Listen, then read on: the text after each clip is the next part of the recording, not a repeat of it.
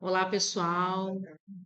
Mais uma vez estamos aqui na Fraternidade Francisco de Assis, Casa de Bezerra de Menezes, buscando o conhecimento, buscando a sabedoria, buscando o nosso crescimento, rumo à verdadeira felicidade, que é só através da nossa espiritualização. Crescimento desse lado espiritual que habita em cada um de nós. Isso precisa expandir, precisa crescer, e nosso objetivo aqui é fazer essa busca desse crescimento. Hoje estamos aqui orientando um exercício de concentração, costumamos orientar. Nesse mês é o triângulo vermelho, que significa controle do pensamento. É uma cor também que trabalha a vida, né? Trabalha a criatividade, a produção, a ação, né? Então, uma cor que vai trazer energia vital, uma cor bem interessante para quem está se sentindo cansado, desanimado, deprimido. É uma cor que vai trazer essa força de vida, de terra, né? Então, vale a pena fazer esse exercício, mentalizando esse triângulo vermelho no seu chakra frontal. Esse exercício é recomendado ser feito diariamente, de preferência no mesmo horário, né? É um treinamento para que possamos chegar um dia a uma meditação, né? Uma meditação inteira, conectada com o mundo espiritual que habita dentro de nós. Então, esse exercício é um exercício que nos prepara para uma meditação, exercício de concentração. Então, não se esqueçam, tentem fazer e verifiquem os resultados. Verifiquem se não haverá um resultado na vida de vocês após algum tempo treinando, exercitando esse chakra, exercitando esse controle do pensamento e ação em si, né? A vida, a produção, a criatividade, a coragem de seguir em frente, né? Então, é uma cor bem interessante nesse sentido. Aqui na nossa casa nós fazemos vários trabalhos de cromoterapia, né? Então, indicamos o trabalho com as cores. Hoje temos 3 livros para serem estudados. Vamos começar com Bhagavad Gita, tá? O Bhagavad Gita é uma obra muito antiga, né? Que a gente estuda aqui na casa, uma obra com muitos e muitos anos antes de Cristo, na antiga Índia.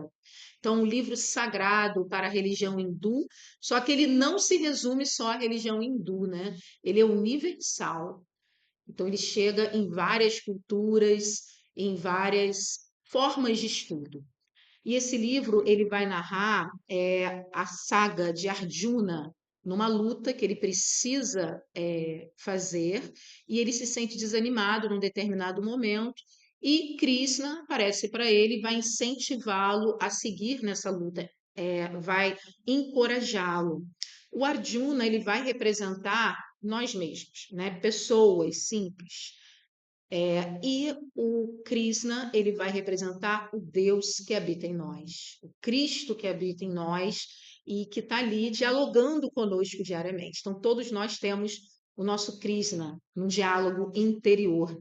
Estamos no capítulo 11, que é a visão da forma divina universal. É um momento de questionamento do Arjuna em que ele pede para ver a presença divina e essa presença divina se mostra para ele, se mostra de várias formas, porque na antiga Índia a crença, né, é que Deus tem vários aspectos, tem várias manifestações. Então ele não é visto só de uma forma, né? Apesar dele ser uno, ele pode se manifestar de várias formas. E nesse diálogo que estava acontecendo, o Krishna acabou de ter uma visão na verdade, Arjuna acabou de ter uma visão de Deus, mas o Deus da destruição, né? Um Deus terrível, um Deus que dá medo, um Deus que renova, porque a destruição também está prevista. Aqui no Ocidente, a gente tem o Livro dos Espíritos e tem lá a lei da destruição. Então, faz parte da lei divina também a renovação. Na verdade, essa destruição não é o fim de nada, a renovação para que coisas novas surjam. E as coisas novas só podem surgir quando temos a coragem de destruir outras que precisam ser destruídas, né? Então, esse Deus que aparece para Arjuna é conhecido na Índia como Shiva, tá? Que é o Deus que tem essa energia da purificação. Então, ele narra no Bhagavad Gita, que ele fica muito assustado com essa presença, e então ele começa a entrar em diálogo com esse Deus e pedindo para ele se mostrar de outra forma. Então é a parte que a gente vai chegar aqui, que ele vai pedir que ele volte a ser aquele Krishna amoroso, maternal, né? Que acolhe, e não o outro altamente amedrontador. Então, vamos ler essa parte. Então, estamos no capítulo 21, a visão da forma divina universal, nos itens 44, 45 e 46. Então, é uma fala de Arjuna. Humildemente eu prostro a teus pés. Imploro, meu Senhor, a tua clemência. Ó, sê-me afável como pai ao filho, como um amigo ou um amante ao outro. Mirando as tuas sagradas, as tuas grandes maravilhas, me extasio. Porém, o temor me invade, desejo em outra forma contemplar-te. Ó, mostra-te bondoso noutro aspecto. Desejo ver-te como eu antes te vi, ver-te com a coroa, o cetro e o disco. De novo, aparece-me nessa forma que me sugere amor e não me espanta. Então, vamos voltar lá no início, quando ele começa, né? Um advérbio que eu quero destacar aqui, que é humildemente. Será, né, trazendo uma reflexão para as nossas vidas, quando nós entramos em diálogo com Deus, nós estamos usando a nossa humildade? É uma questão para a gente pensar e para aprender com o Bhagavan, né? Então, ele começa esse diálogo com Deus, é a primeira palavra que aparece. Humildemente. Não num lugar de autoridade ou de poder, mas num lugar de alguém que se reconhece, né, abaixo desse ser e por isso precisa pedir humildemente. Eu costumo dizer que na vida nós precisamos sempre estar aprendendo. Quando perdemos, né, essa visão do eterno aprendiz, começamos a cair, a tropeçar. A arrogância começa a tomar conta e achamos que sabemos tudo. Então, aí é um passo para o precipício. Né? Se não queremos cair no precipício, o que, que nós precisamos? Precisamos ter essa humildade de sermos eternos aprendizes, como aqui Arjuna teve. Mesmo sendo um guerreiro forte, corajoso, amado pelos seus seguidores, mas ele teve essa humildade. Tanto que ele diz: eu prostro-me a teus pés. O que, que significa isso? Eu reclino-me. Eu cedo todas as minhas resistências. Será que nós estamos cedendo as nossas resistências quando estamos num diálogo com Deus? Ou entramos ainda numa imposição do que achamos que é bom para a gente? Eu acho que ainda estamos muito nessa energia, né? De impor, de eu quero, eu preciso, faz isso para mim. E aqui não, aqui eu reclino-me a teus pés. O que significa isso? Eu me submeto, eu abro as guardas, eu me entrego, eu cedo à sua vontade. E aí que é o caminho da verdadeira felicidade.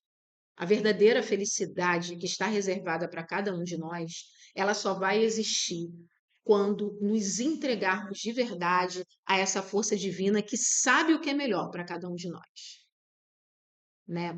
Por mais que nós, né, na maioria das vezes, vamos agindo é, reclamando no dia a dia, como uma criança birrenta, como uma criança mal criada. O Bhagavan vem e nos ensina a forma de dialogar com Deus, né? Que é uma forma com humildade. Aos teus pés, reconhecendo-se alguém digno de aprender e não alguém que tem autoridade para mandar. Então, uma postura que nós precisamos aprender, né? Imploro, meu Senhor, a tua clemência. O que é clemência? A clemência é a misericórdia. É uma palavra muito usada aqui na nossa fraternidade, nas nossas preces, né? Então, misericórdia. E o que é misericórdia? É pedir a Deus moderação na sua severidade. É pedir a Deus que apareça essa sua face da brandura, que também é Deus. Então, isso que é a misericórdia. É pedir que essa brandura se revele para cada um de nós. Porque se na nossa vida esse Deus que está aparecendo é sempre o destruidor, o arrasador, né, de tudo, de corações, qual é a energia que a gente está jogando, que está sendo necessária esse Deus se mostrar para a gente? Qual postura que precisamos mudar em nós para que essa forma de Deus doce se mostre? É uma questão de mudança íntima, porque Deus está presente em todas essas energias. E ele pede semi-afável. O que que é afável? Amável, né? Ele pede para Deus ter afeto com ele, com carinho com ele. Como pai ao filho, como um amigo ou um amante ao outro. Ele fala aqui do amor, né? São as várias visões hindus, do hinduísmo de Deus. Então, Krishna é visto como o amigo, o amante, o pai, o filho. Todas as formas de amor são vistas dentro do hinduísmo, né? Mirando as tuas grandes maravilhas. O que que é mirando? É contemplando. Não é só olhar. Contemplar é diferente de olhar. Contemplar vem lá do latim templum. O que que significa isso? Na antiga Roma era um espaço demarcado para os rituais. Era muito comum eles usarem um espaço específico, sagrado, onde havia rituais, adivinhações, né? Então eles consultavam muito a espiritualidade, né? Eles chamavam de deuses na época para saber como agir.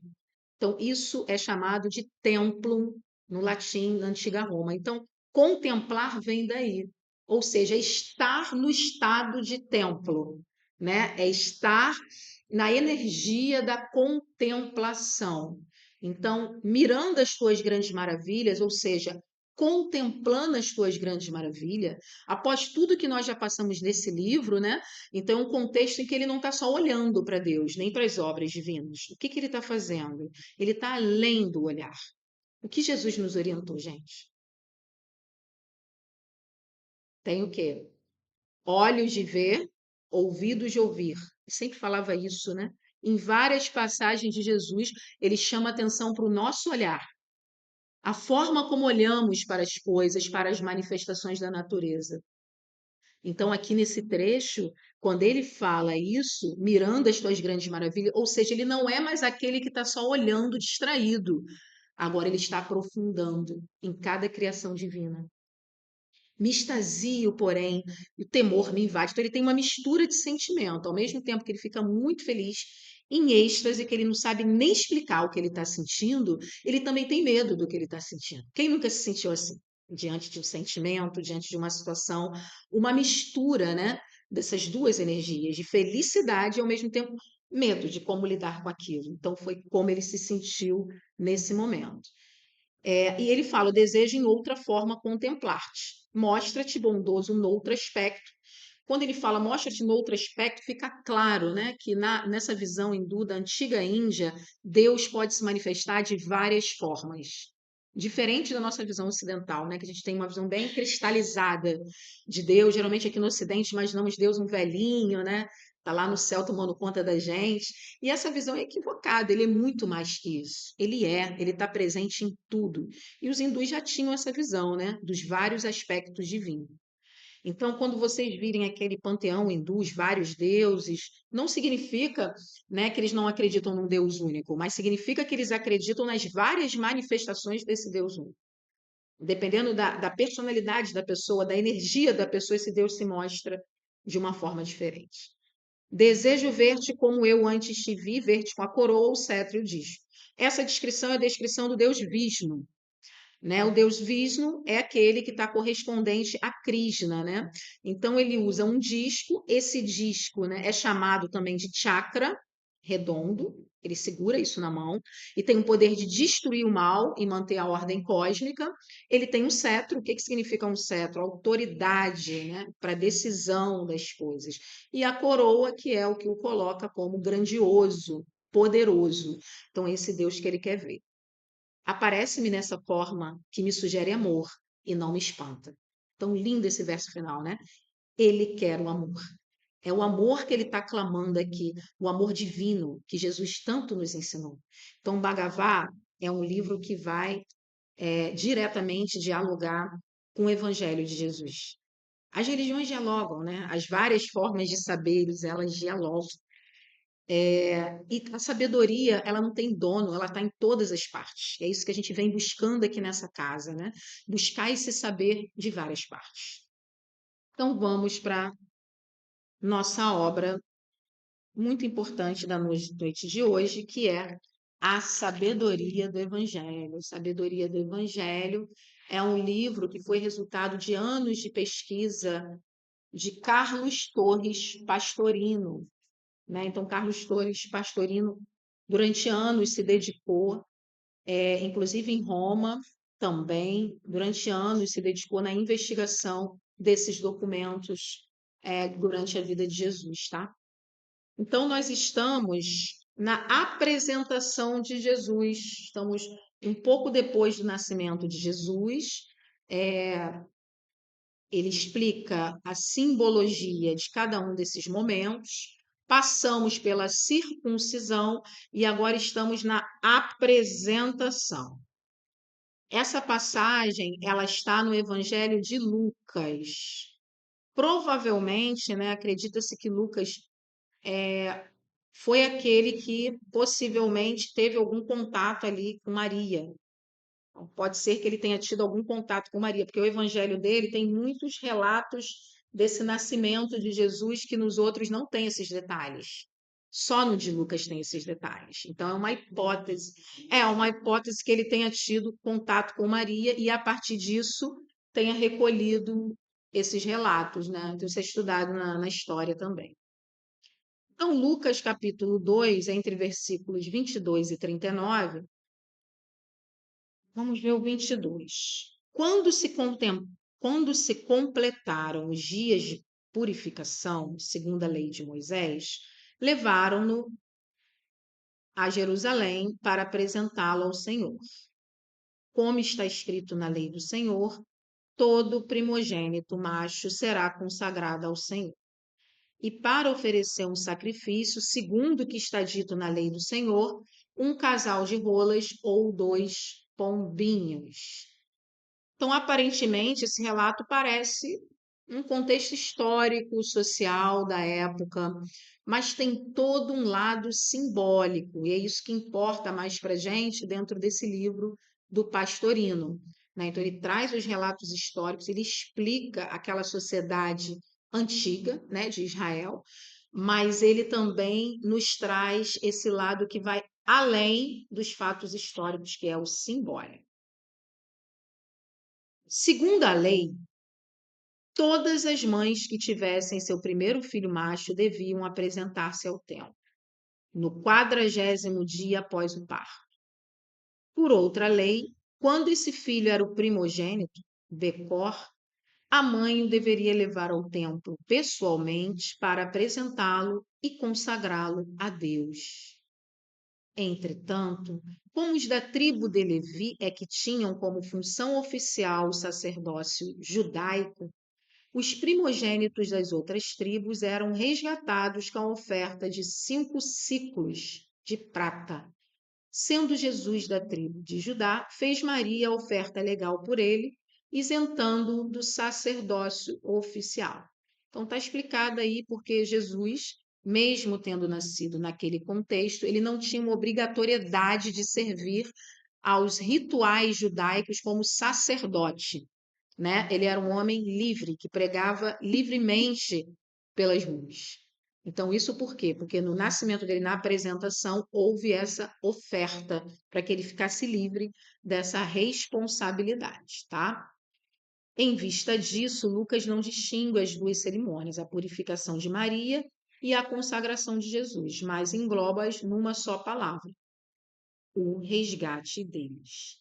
Segundo a citação feita por Lucas, onde se lê textualmente: todo macho que abrir a vulva será chamado santo para o Senhor, há uma declaração bastante clara de que o nascimento de Jesus foi normal, não havendo a virgindade durante nem depois do parto, como desejam alguns. Se realmente os fatos tivessem sido anormais, estaria a mãe de Jesus dispensada da lei. Então, Pastorino, ele pega esse trecho de Lucas, que é todo primogênito macho será consagrado ao Senhor, e vai resgatar de onde Lucas tirou esse trecho. De onde Lucas tirou esse trecho? Do Êxodo, né? Um livro antigo da Bíblia. É o capítulo 13, versículo 2 e 12. E lá no Êxodo não está escrito dessa forma como Lucas escreveu. Está escrito assim, que todo macho que abrir a vulva será chamado santo para o Senhor. Ou seja, o que nos indica que Jesus nasceu pelas vias normais da época, tá? Só uma normalidade. É porque nós enxergamos tudo isso como tabu, mas na verdade o que ele vem dizer é que é algo normal, como toda mulher quando tem filho, né, que tem parto normal. Naquela época não tinha cesariana, né? Então, parto normal era a forma natural de se ter filho, e foi assim que Jesus nasceu, né? E se não tivesse sido assim, esse evento da apresentação não poderia ter ocorrido, porque segundo a lei, todo macho que abrir a vulva será chamado santo para o Senhor, tá bom? Para sua purificação, Maria devia oferecer também um sacrifício que consistia em um casal de pombos.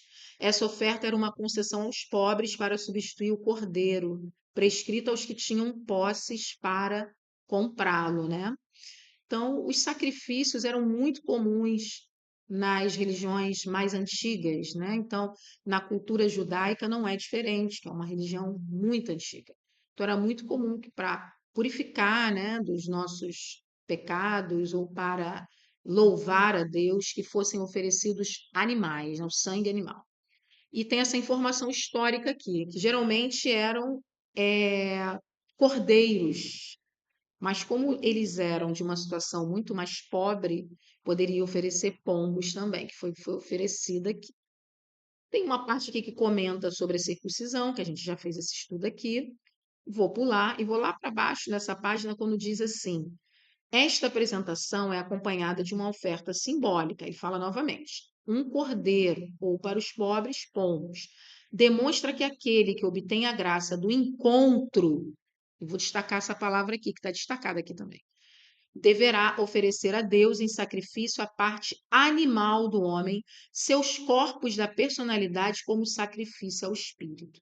Então, aqui o pastorino começa a interpretar, segundo a lógica teosófica, toda essa passagem de Jesus. Então, na verdade, quando os pombos são oferecidos, representam os nossos corpos. Que corpos são esses? É o quaternário inferior, tá? É o material etérico, astral e intelectual. Isso que está sendo representado pelo sacrifício dessas pombas. O que significa isso? É que esses corpos eles vão precisar morrer um dia. Vamos precisar entregar esses corpos e viver unicamente pelo espírito imortal que somos. Ainda não está na hora, ainda precisamos desses corpos. Mas esse dia chegará. Então, essa passagem que se refere à apresentação de Jesus, não é qualquer um, né? Então, veja bem, por isso que na apresentação dele, essas pombas já são oferecidas, ou seja, ele já estava consagrando todos esses veículos físicos a Deus. Porque a sua vida seria uma vida santa, seria uma vida crística. Então, ele usaria no que fosse necessário esses corpos, mas não se apegaria a eles. Vamos continuar lendo então a interpretação do pastorinho. Uma vez purificados os veículos físicos, são eles apresentados ao templo interno. Olha que interessante, o templo interno, como oferenda agradável a Deus. Então, toda essa passagem que foi registrada por Lucas, de Maria ir ao templo, oferecer as pombas, isso tudo acontece dentro da gente. Isso que é lindo do pastorino, né? Todos esses fatos históricos têm uma explicação interna. Então, como está o nosso templo interno? Hoje no Bhagavá falamos de templo, contemplar. Estamos novamente aqui nessa mesma palavra, né? Então, acho que é para a gente refletir mesmo. Como está o nosso templo interior, que cada um de nós tem? Onde os rituais precisam acontecer. Porque os rituais, eles não são externos, eles são internos. E para eles acontecerem de forma interna, nós precisamos fazer o quê? Uma faxina em nosso coração. Não tem espaço para o ódio, para a mágoa, para o ressentimento, para o medo. São emoções que atrapalham o nosso crescimento, atrapalham a limpeza desse templo que existe em cada um de nós. Então, acho que tanto o Evangelho de hoje como o Bhagavad, eles fazem um convite para a gente olhar com muita atenção esse templo e olhar cada compartimento desse templo. Abrir as gavetas, olhar embaixo do tapete, que às vezes nós falamos assim, eu não tenho raiva de ninguém, eu não tenho ódio de ninguém, eu não tenho inveja de ninguém, mas como é que está lá dentro, né? Então, o que está fora nem sempre corresponde ao que está dentro. Então, o evangelho é um convite a gente olhar dentro, a investigar dentro, não é só olhar, é investigar, fazer um mergulho. Às vezes está escondido lá embaixo do tapete, né? O ressentimento. Então, é trabalhar isso. E o que significa esse encontro que eu destaquei também? Esse encontro significa o encontro crístico, ou seja, quando realmente possamos fazer esse esposalício, esse encontro com o nosso Cristo interior. E aí, realmente, quando isso acontecer de verdade, com autenticidade, para que continuar reencarnando na Terra? Por que continuar usando esses corpos?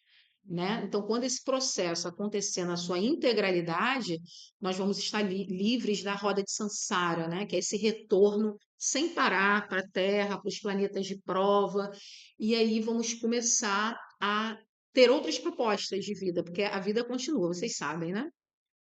A vida continua, independentemente de estar na Terra ou não.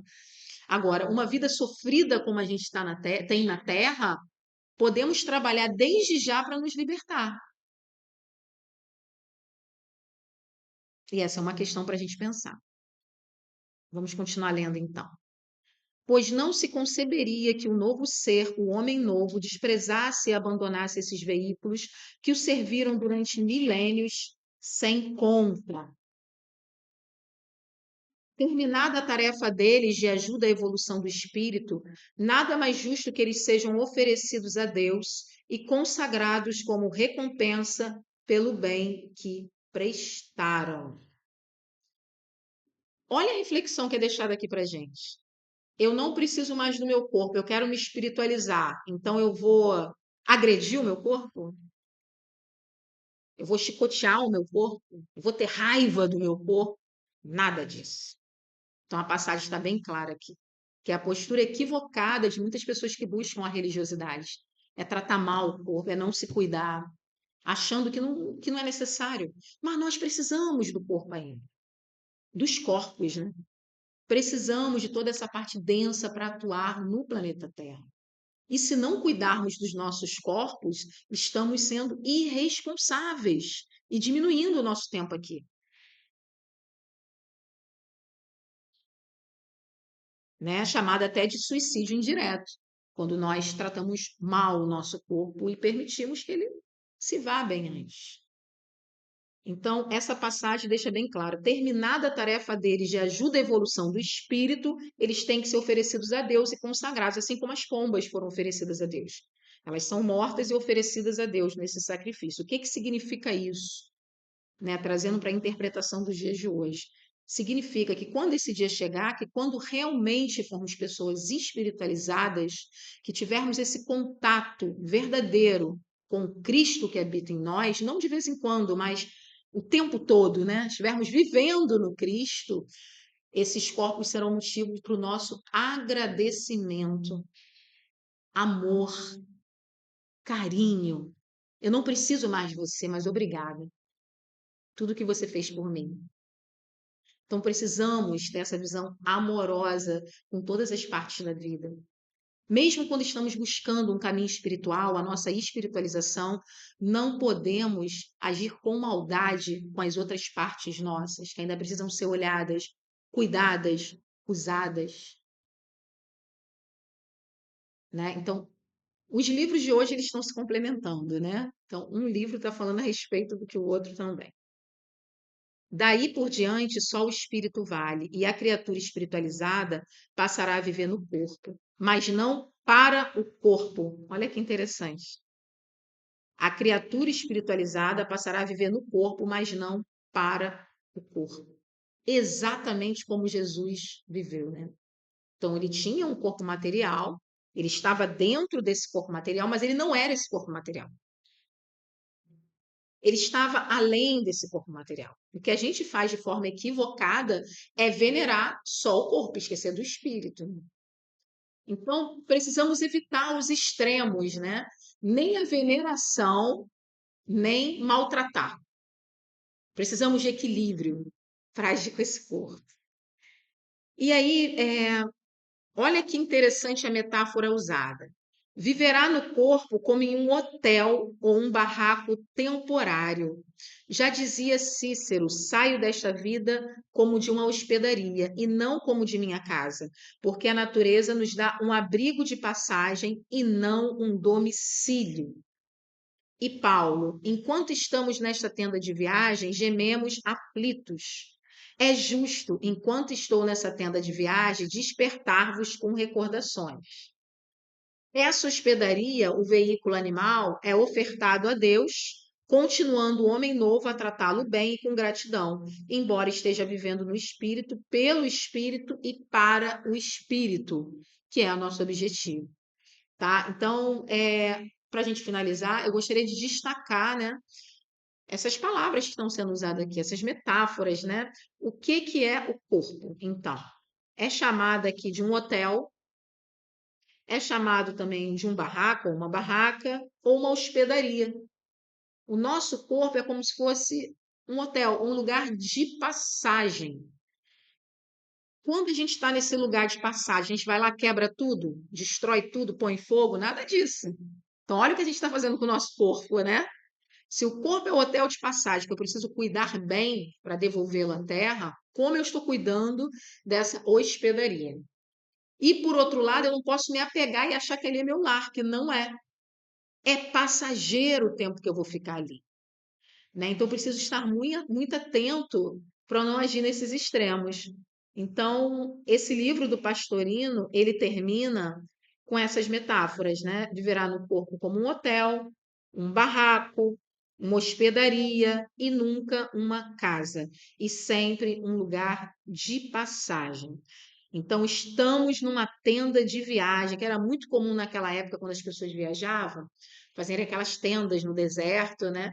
Então, o corpo nosso é como se fosse uma tenda, em que o espírito está passando uma temporada, mas um dia sairemos dele. Então, não adianta termos apego, né? Quando houver um desencarne de um parente nosso, que possamos entender isso, que ele está deixando a tenda, mas ele não morreu. O espírito nunca morre, é indestrutível.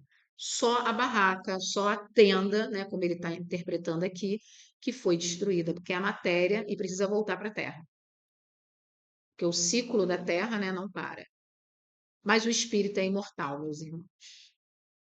Então, que possamos, né, trabalhar na nossa vida pela nossa espiritualização, sem maltratar os nossos corpos, a nossa parte mais densa, mais física, tratando com amorosidade, com cuidado, com zelo, tudo isso que nos foi emprestado por Deus, que possamos entender a importância da reencarnação, de estarmos aqui, e que a nossa história aqui é só um episódio da verdadeira vida, que a vida vai continuar quando abandonarmos esse corpo, também ela não começa quando entramos nesse corpo, mas que possamos aos poucos na vida também nos libertando dele, tendo desapego e valorizando os valores imortais, que são os valores que habitam no nosso espírito. O amor, a paz, a generosidade, o equilíbrio, tudo isso é nosso. O que precisamos é acessar, tá bom? Então, que possamos ficar todos com Deus. Para vocês que nos acompanham pela internet, entrem no nosso canal, curtam, compartilhem, nos ajudem a espalhar essa mensagem do bem, em que todos nós somos aprendizes. Estamos aqui para crescer juntos. Namastê.